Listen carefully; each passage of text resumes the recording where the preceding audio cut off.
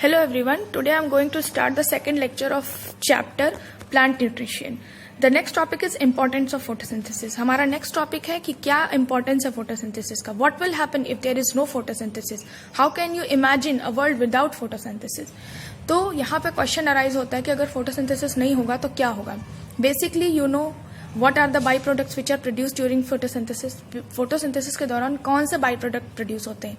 बाईप्रोडक्ट produce होता है हमारा CO2, ग्लूकोज एब्जॉर्ब कर लेता है प्लांट, जबकि O2 रिलीज हो जाता है.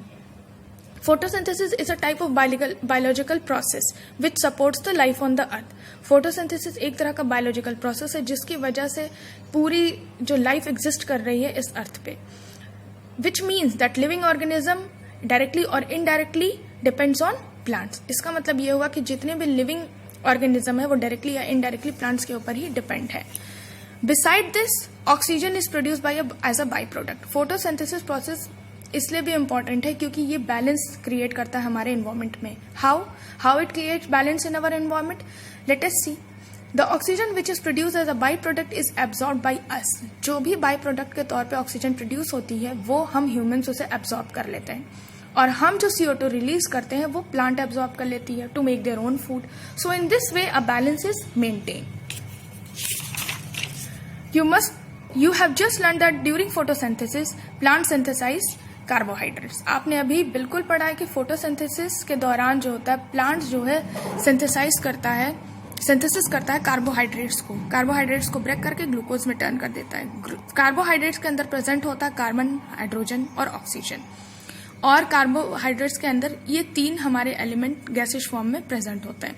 दे are use to synthesis other components of food, और इनका यूज हम दूसरे कंपोनेंट को भी सिंथेसिस करने में करते हैं. सिंथेसिस मीन्स कि यहाँ पे उसको स्मॉलर पार्टिकल सॉल्युबल फॉर्म में बनाने के लिए. But then nitrogen is also important for plant. Nitrogen भी बहुत इंपॉर्टेंट है प्लांट के लिए. तो नाइट्रोजन कैसे एब्जॉर्ब होती है हमारे प्लांट में, which is present in a very high amount in our atmosphere.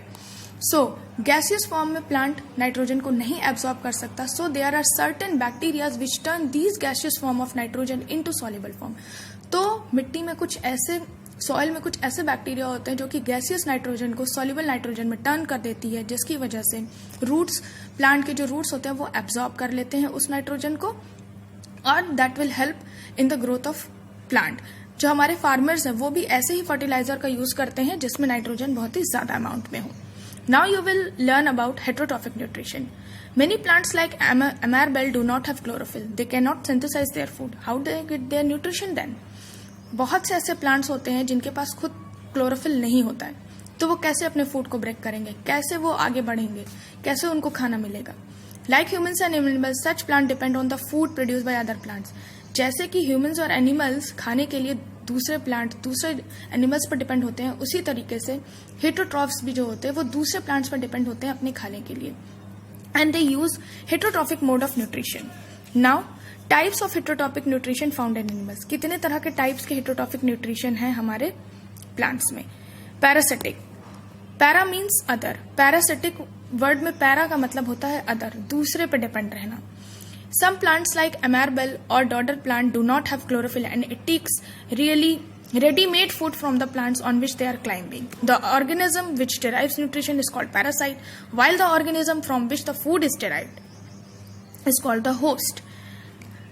कुछ प्लांट्स ऐसे हैं जिनके पास क्लोरोफिल नहीं होता है, तो वो क्या करते हैं, वो रेडीमेड फूड लेते हैं दूसरे प्लांट से. वो दूसरे प्लांट से फूड को बोरो कर लेते हैं while they were climbing on that food, on that plant.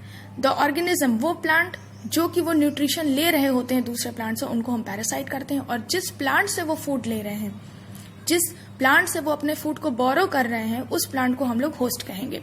डॉडर plant has yellow thread like stems with the help of which it climbs over stem and branches of other plants. As you can see in to the figure, dodder plant का जो होता है stem वो yellow और धागे नुमा stem होता है, जो कि वो दूसरे प्लांट पे क्लाइम करने के लिए हेल्प में आता है. At various places it develops parasitic roots called haustoria which pierce into the host body for drawing nutrition. कहीं कहीं पर तो ये जो इनकी ब्रांचेस है वो रूट्स में बदल जाती हैं और होस्ट की बॉडी के अंदर चली जाती हैं, जिनसे वहां से वो न्यूट्रिशन को ले सकते हैं। The host and parasite lived in close association with each other. In this association the parasite is always benefited while the host is harmed.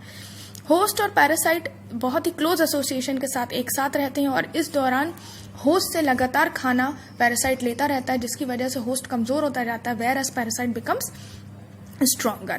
Some parasitic plants like mistletoe, which grow on trees such as mango, have green leaves and can synthesize their food, but they derive water and minerals from the host plant. Thus are called partial parasite. कुछ plants ऐसे होते हैं जिनकी leaves तो green होती हैं, मतलब उनके अंदर क्लोरोफिल तो प्रेजेंट होता है, लेकिन वो वाटर और मिनरल फिर भी दूसरे प्लांट से लेते हैं।